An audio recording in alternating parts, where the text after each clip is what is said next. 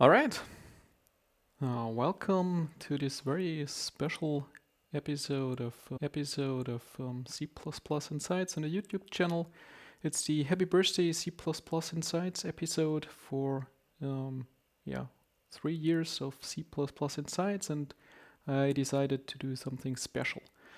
I realized while I tweeted about this that it isn't really my first live stream because over the last year or so, with all the virtual conferences, I did quite a few live streams, but I was never responsible for all the setup alone.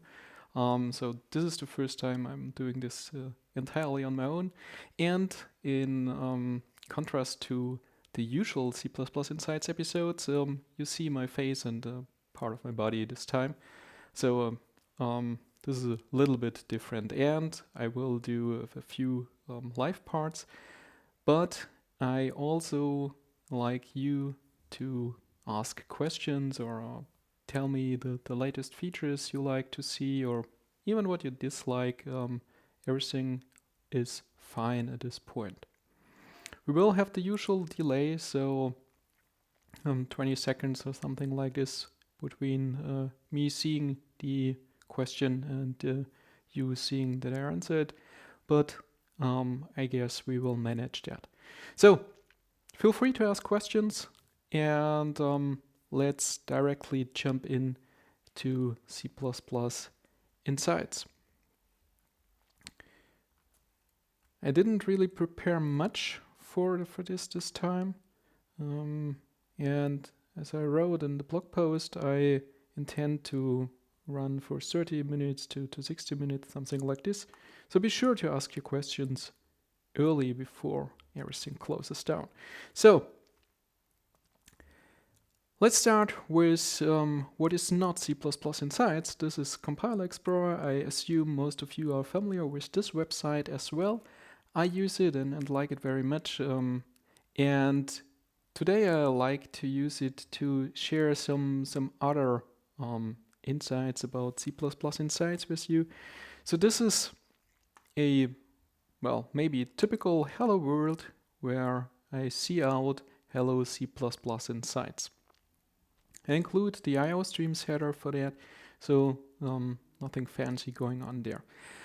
And below, I configured Compiler Explorer to show the AST dump of Clang here. So this is basically what I use for C++ Insights the entire time.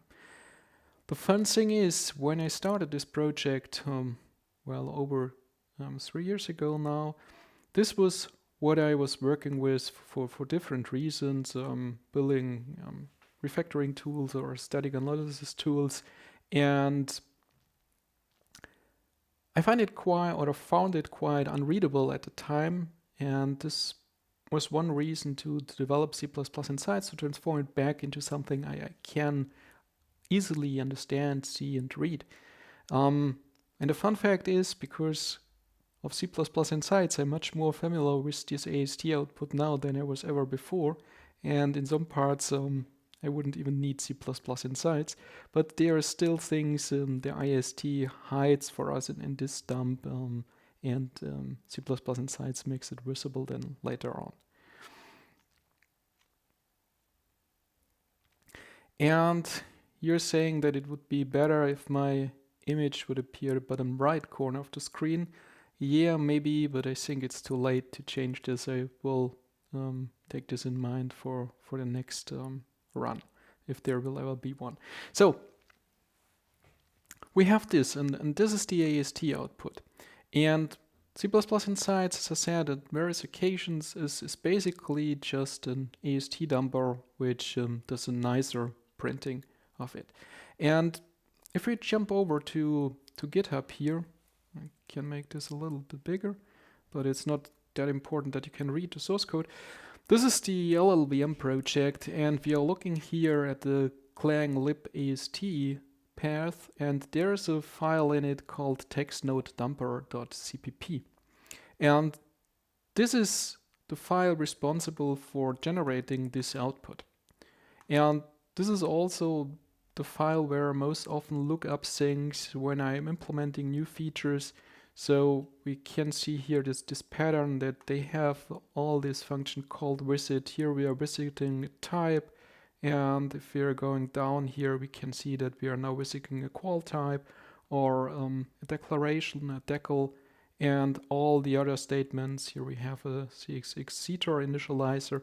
So all the statements that are there in C++ and in the other languages. So here we have a block decal. I assume this is Objective-C. So all the languages that Clang here supports have their data types here, which then get dumped. And what they do, it's called text dumper, so they dump it out as text, and it's a little bit harder to regenerate C++ code back from it, but bottom line is this is my master file where I look up things and see what they did for the latest features. So the last thing I remember, I looked up what they changed for concepts and what they improved there.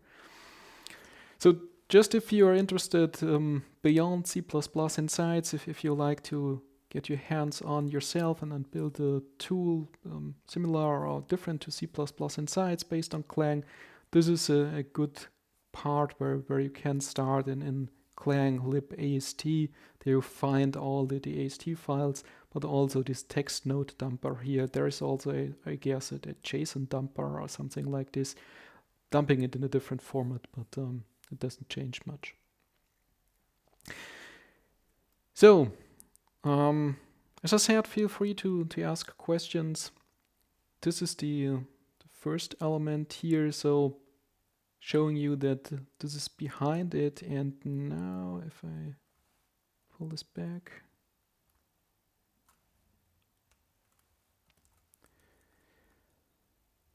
I also prepared something else. Here we go. No, this wasn't what I wanted. Where are we? Here are we. So this is the internals of C++ Insights. I hope the font is big enough. I can try to increase it a little bit here. I checked before, but on a different monitor, and now it appears that it's a little bit small. Just give me a minute. You can see that I usually don't do presentations in this environment. And it's also not my development machine. So, here we go. Where am I?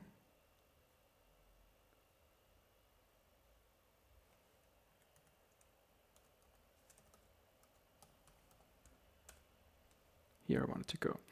So when I started adding a new feature of C++20, the spaceship operator, I wasn't sure how hard or how easy it would be to implement that thing, and it turned out that it was quite simple. They introduced a new class or a new node in the AST called cxx rewritten binary operator. So this is what Clang internally has. And all I had to do is to grab out the semantic form, which they already provided here in the AST, and do the usual dumping I do in C++ inside. So I'm passing it down to the next thing. So if we look this up, then we can see that we get back such an expr. It depends how much you're in Clang or in an AST node here in this case. So expr is an expression, there's a statement underneath which expr derives from. So it's a very basic structure here which can hold various things. And in this case it was really simple to implement this additional feature. And you can see here something else in the GitHub version. You saw that they called it visit, which is probably the much better name. But when I started with C++ Insights, I really didn't have in mind that it would be something like this, or that would really transform a lot of C++ code, different statements. So I started with only 2, 3, something like this, and expanded it to 5. And the first thing I started with was related to functions.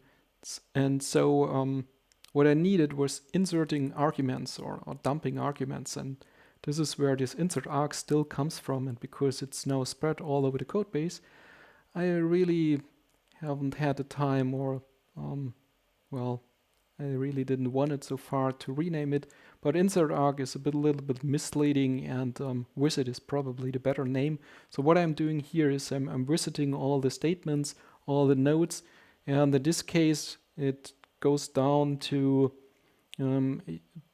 basically a really huge if-else case or a switch where I have a statement class. This is the base class for statements, and here thanks to macros, I'm a little bit sorry about this, but here I'm creating a bunch of these if statements based on all the types that are currently supported in C++ Insights. And above here is the same for declarations. So there's a difference between a declaration and a statement, of course, in C++, and this is modeled accordingly in C++ Insights, or in the Clang AST, and by that in C++ Insights. So and from there, then you can see that I'm casting the statement parameter to the desired type, whatever this is here. So in the generator types, here we see that a couple of things are ignored. There's support for that. For example, I'm currently ignoring all the OMP stuff, and for different reasons, using shadow decal and using pack decal are ignored because I'm hitting them in a different way. And here we have all the supported decals currently, you can see, and here are a bunch of statements, or all the statements that are supported. They are a bit longer. And they are all data types or AST nodes in Clang. And in the end, in this line here, we end up with a really big if block, which switches through all the different types and trying to figure out which type we have, and then calling the appropriate insert arg function, which are all virtual functions. And here we can see another one, for example, for a std initializer list expression. We also have one for a default argument expression. And sometimes, or in a lot of cases, I can simply go down because I can fish out the underlying expr, which is really needed. And if we look at something different, for example, an if statement, there it was.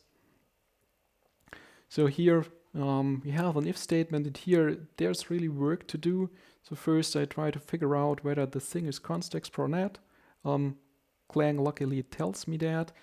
And then I also have to figure out whether we have an initializer or a condition variable available, because then I have to open this new scope for the if statement and insert the variable here.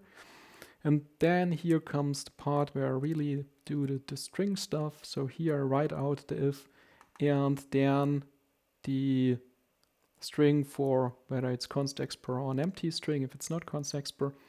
And then here I'm inserting the condition.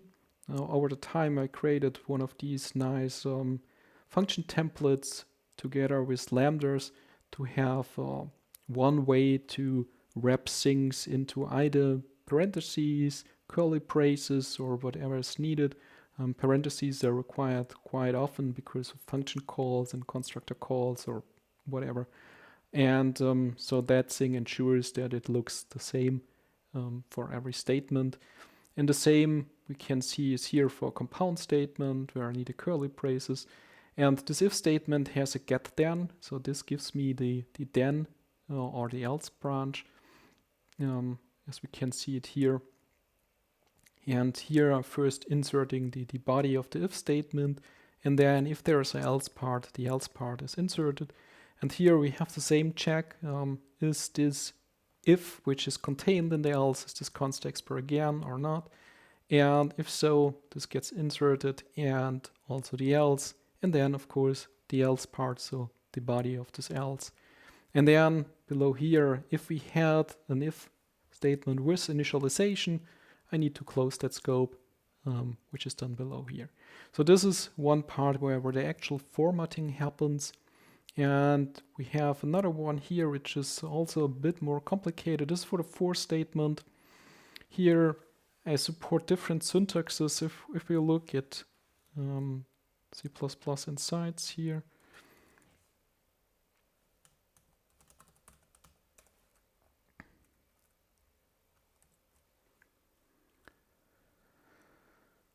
and I didn't prepare that one, and now it starts taking longer than usual. Let's try this way, and here we go. And you don't need this one, this from other talk. So if I have here something like this, and for example I say for and I equals 0 and I is less than 5, for example. Don't do that at home, probably try to use a range-based for loop, but that's not the point here. So if I transform this, there is nothing special happening, but I have this for loop as while loops transformation, which basically shows how a for loop is transformed down to a while loop essentially. And this is the part which we looked at this point here. If I have this option turned on, use Alt for syntax, then I need to do a bunch of special things. We'll see a bit more of this, but here I'm creating a new AST node and inserting it. And below here, this is the easier case where nothing special is to do. There I simply can insert the for keyword and then grabbing out whether there is an init statement or not, inserting the semicolon, the condition, once again a semicolon, and the increment part if there is one, and after that the body. So these are the parts where you really start seeing output, and then you see also that I'm passing it down to the next insert arc or to the next visitor, dealing with whatever is wrapped in this get increment expression here. So this is a little bit a dive into the internals of C++ insights at this point. It's a regular Clang tool, so there's nothing all too fancy going on. If we jump back to what we had before, to this one. You all probably know that we already have C++20, and with C++20 we get coroutines. And coroutines is one of the features I get asked quite often about to support it in C++ insights. And I'm really happy to do so, but coroutines are special. So here I have a coroutine, and it's not really important, I think, that you understand the generator here or can see it. The basic part below here is, for this example, I have here my generator type for the coroutine. I do say it's for type int and it has fun. But let's start with an easier example, because I had that in mind for something else. So let's say type name t, it is probably the more regular thing to do. And let's say that it co-returns 4. Doesn't change that much for now. So what you can see here now is this is all the code that's generated from this. Why? Because it's a template. Our generator here, our generator struct is a template. So we get a bunch of template instantiations, which we can see here. And now at this point here in line number 207, the AST output, we see the function fun. So this is this one-liner. And this one-liner turns out to be, well, quite a couple of AST statements until we reach below here at some point, reach main. So we first see that the usual thing, there's nothing special about this. We see the primary template that's here in line 208. And if we then scroll down, here we see the actual instantiation for generator of type int. We see that it's template argument type int here. It's a built-in type int. And then we already can see it's a coroutine body statement. So just by having this generator and all the lookups to compile it as far as it knows that it looks at a coroutine body statement. And then it knows that it's a co-return statement here. Of course, we have to say co-return. And it knows that's 4, that's not so big a magic. And then there is something we haven't written. For example, there's a what decal for a promise type here. You can see. We didn't really write this. And now here's such an expr with cleanups, which contains a co-wait expression. And if I make this a little bit bigger, then there is a temporary expression in there, and then there is a call expr to suspend always. Suspend always is one of our types, our return types, and we see that a function that's called here is initial suspend. So these are the rules. Initial suspend is the first function that gets called when a coroutine is entered, and we can then decide whether we like to stop here or we like to continue the coroutine straight away. But this is nothing we have written. And then there is a call to await ready. There's another one to await suspend. And the await suspend also carries a constructor expression, so a type is created here. And then we have another one to await resume, and we have one to final suspend here when our coroutine ends. And then a little bit more of all that. If you look at this, then a couple of things are not there. You will not see them. This is, for example, where is the data stored if I pass something. So let's say I change my coroutine slightly and it takes a parameter now, and I pass the 4 over as a parameter. Now our output, of course, changes slightly because the function fun now takes a parameter. But if you look down here, then we do not really see where this parameter I goes. But you may notice it's stored in the coroutine frame, but we don't see this frame here. Even if you look for yourself in a probably better environment than viewing it on YouTube only, you will not find it here.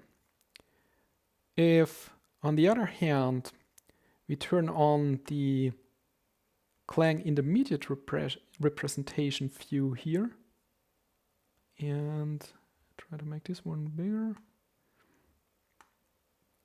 Here's another nice thing that compile-expr allows us to show these things the way I can show it to you now, because it makes it so much easier. So then we can see in this intermediate representation, I'm not really trying to go deep into this, but here you can see that we have something called frame. So this is the coroutine frame. And this frame comes with a destroy, more or less function pointer, or function if you like, and with a resume function. And the deeper you look, the more you're finding. So here we have also my struct generator, which I created above here, and there we can see the call to the return object on allocation failure, which is this one here. So the intermediate representation reveals things, of course, differently, but it also shows a couple of things that are not in the AST. So here you can see a lifetime start for something and a lifetime end. And below here we have a call to our ready expression. We saw this before in the AST as well, but mainly the frame thing and the actual state machine that triggers the coroutines. This is something that we don't see in the AST. And the reason for this is that Clang does this heavily in the back end. And C++ Insights and the AST are the front end part of the compiler. I'm not sure how MSVC does it, but I guess they all do it slightly the same here, so that the heavy lifting is done in the back end. And this makes it very, very hard for me to show you coroutines the way I can usually do in C++ insights. This is showing you what's going on and not having to inject too much of my own knowledge and tamper too much with all the things. And this makes it hard to implement coroutines because this is not a standard. Here I had to come up with a bunch of code that I have to create on my own. And this here is a preview. First of all, a peek into C++ Insights once again. But this is a preview into code I do have on disk currently for coroutine support. So you can first of all see I created an entire new CPP file. This is something I do the first time because the other part is going on in the coroutine generator or in the code generator.cpp. But because coroutines turn out to be a much bigger feature, I put them in a new file. I will probably reformat the whole thing a little bit and refactor it. But one important thing here is, and this is the one I'm struggling with, I have to create, where is a good example? Here's one. So I do have to create my own AST nodes.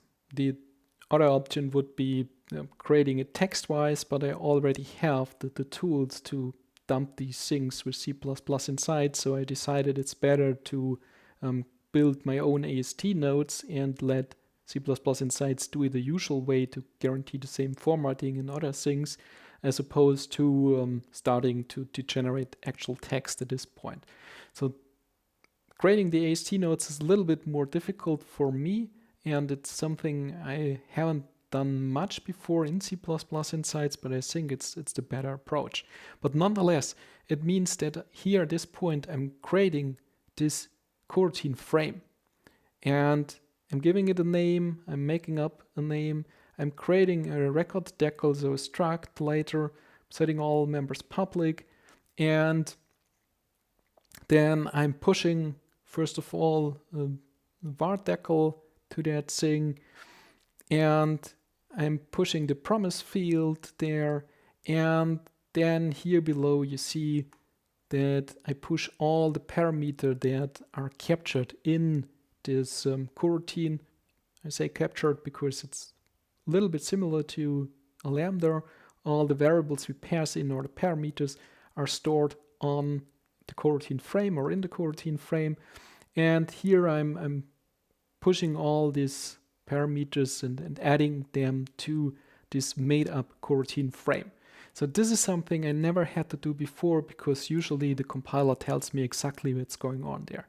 And here the first things start making my day hard, because how do I arrange the variables? So do the parameters go before the promise type, which is also on this coroutine frame, or after them?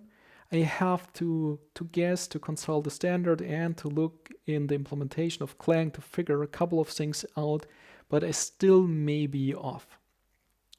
But I do try my best. So, and then above here we can see, and this is the part I'm not actually happy with right now. Here, this is a lot of helper code I created to creating AST nodes and to have them in a more or less concise way, so that I can say make me a case statement and I don't have to repeat these 4 lines of code I need otherwise everywhere.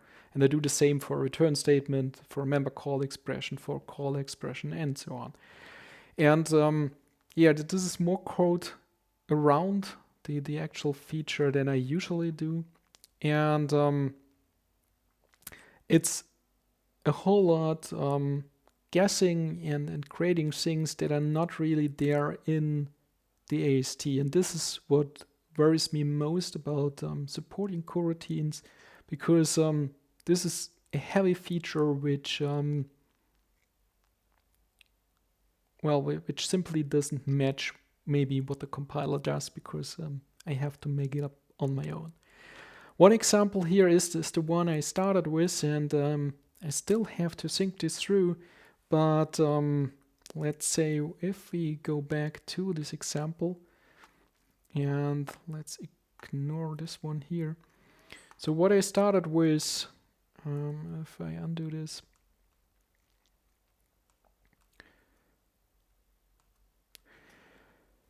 it was something like this. So in general, a coroutine doesn't have to be a template. I can say that a generator type is int here, then I can remove the template part, but they're very often templates. And by that, I can also pass non-type template parameters to this. And my AST dump here doesn't change very much, but if we see the proper AST part, yes, here. So now we see that my generator function fun here is of course instantiated with 3, with the non-type template parameter 3 here, which appears to be of type double. Now, when I'm creating a coroutine, I have to create this this function where the actual state machine is in. So let me show this to you. Where did I prepare that one?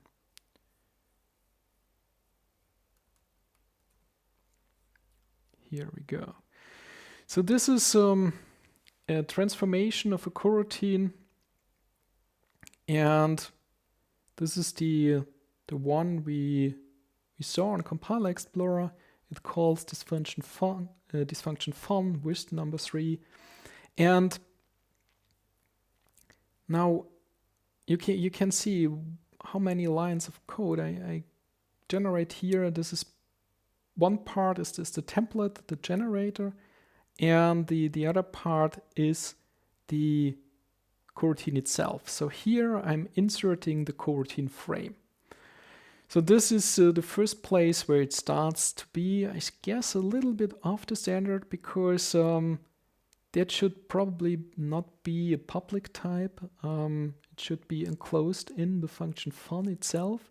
But here, this entire struct, this is made up by me. And here we have the template instantiation for the function fun for 3. So what first happens here, and all of this basically is handcrafted. The compiler calls this built-in coro size function and the global operator new to allocate a coroutine frame. So the frame is this fun3 frame which I created here. And then it allocates it calls the getReturn object on allocation failure if I get a null pointer back. Otherwise, I initialize the suspend index here with 0, and I initialize another variable initial await suspend call to false. It's another thing in the standard I'm not going into today. And then I do something I have to do to make this at least a little bit compile later. I call placement new on the promise type to really create the promise type at this point here. And then I'm getting the return object. So the part here, these calls are in the AST. They are not made up, but the formatting here is made on the arrangement. And then I created this fun3 state machine function. I probably renamed this also. And this is then called, and it gets the stack frame passed. And after that, the coroutine is returned. And here is this function, and this is also made up by myself. But this is basically how coroutine work. We have in the coroutine frame a suspend index. If it's 0, then we've never suspended, so we try to reach initial suspend. But if we already hit 1, then we go to resume fun 3.1. Yeah, it's the first time for ages that I wrote goto, or I formatted goto to be precise. But that models what's going on there. The compiler is, as usually, better in doing these things. So for example, it will not do a placement new here. It has other magic to do that. But now we are in this function, and here I have the initial suspend, the call to our initial suspend function. I store the result, I call await ready on this and await suspend. Here you can see, and this is partially through due to the stud experimental namespace, that this call is really long, but essentially it tries to grab the promise type from the stack from the coroutine frame, and then I'm setting the suspend index to 1, and I set await suspend called to true, which we need for exception safety. And then here is the return jumping out of this function. The next time fun3 state machine gets called, the coroutines frame's initial or suspend index is 1. So we are directly jumping here below the return. And then we call await resume. So this is basically triggering the state machine of the coroutine and telling the user that the coroutine gets returned. And here now we see our co-return. This is calling return value in the promise type, storing the 3 in the promise type. And then we go to final suspend. Here happens a little bit of cleanup. Final suspend is called to inform users that the coroutine is suspending now. And I'm not so sure whether these two things happen, but that's for another thing. We can also see here that should an exception appear inside the coroutine, then we either rethrow it if initial await suspend called wasn't already set to true, and otherwise the unhandled exception handler in our promise type is called, where we can customize the behavior we want. Now this is, I'm not sure if this is the part you're really looking for when you're asking me about coroutines and how they look in the compiler. This is what I have so far. And you can see that there are a couple of holes. So below here, I started creating the deallocation function, because from how I'm seeing it, or from what I saw so far, with this transformation, you cannot really see the control flow of the state machine or of the coroutine. Because, for example, you do not see the deallocation. Having this function here doesn't change it, because the coroutine gets destroyed at the end of the scope. But destructors are not part of the AST. They happen later, so I cannot show them, which is sad for different reasons. But we also do not see when the coroutine really gets started again. And this is the point where I'm not really sure how helpful it is to generate all this bunch of code. I think it has its merits, but it may not be the usual greatness what C++ Insights can do here.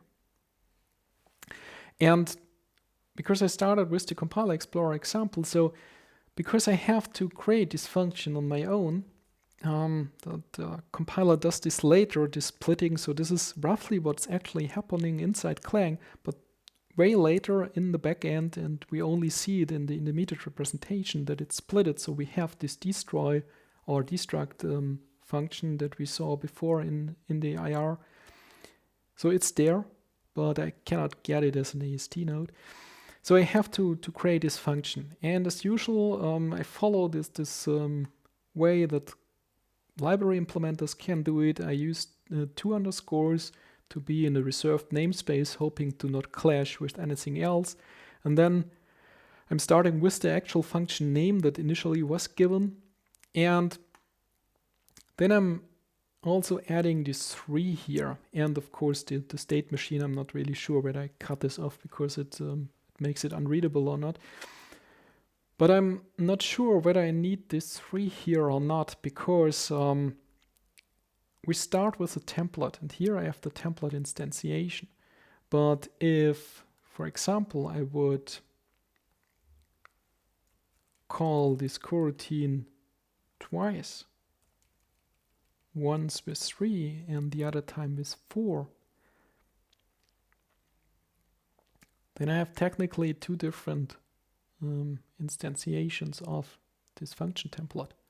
And For some cases, I think it makes no difference, but I suspect, and I had one, but I have to look it up again, where it makes a difference and where I cannot say that this is the same function fun for the values 3 and 4, for example.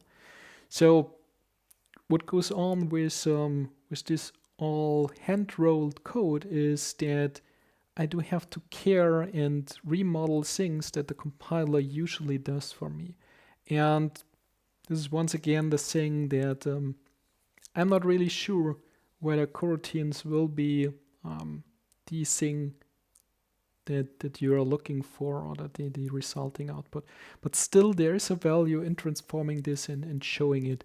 So I also, because we see here, I have a lot of comments in here still for myself, and I plan to provide a kind of mode where we can enable or disable annotations, and I think it makes sense for coroutines to provide more annotations than for other constructs, for example, and that we can turn them on and off in with a parameter in either the website or the command line to have less or more noise depending on what the needs are.